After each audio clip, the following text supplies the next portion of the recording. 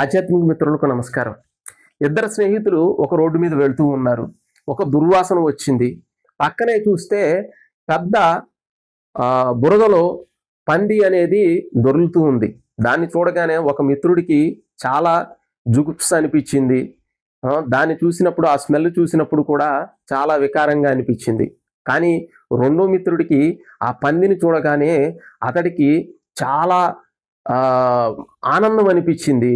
తర్వాత అతడికి ఆ పంది అనేది చాలా ప్రీతికరంగా అనిపించింది. దానికి కారణం ఏమిటి అంటే, అంతకుముందు ఆ వ్యక్తి పంది యొక్క మాంసాన్ని రుచి చూసినప్పుడు బురదలో ఉన్నటువంటి పంది ఆకారం కానీ, దాంట్లో వచ్చేటువంటి వాసన కానీ ఏది కూడా డామినేట్ చేయలేదు.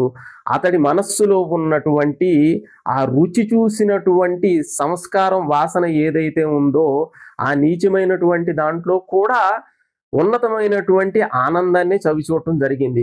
ఇక్కడ నీచమైనటువంటి విషయాల్లో ఉన్నతమైనటువంటి విషయాల్ని ఎక్కడ చూడబడుతున్నాయి అంటే, అవి మనం చూసినటువంటి ఇంద్రియాల ద్వారా దాని నుంచి అనుభవించినటువంటి సుఖం ద్వారా అవి ఉత్తమమైనటువంటి విషయాలుగా కనపడుతున్నాయి.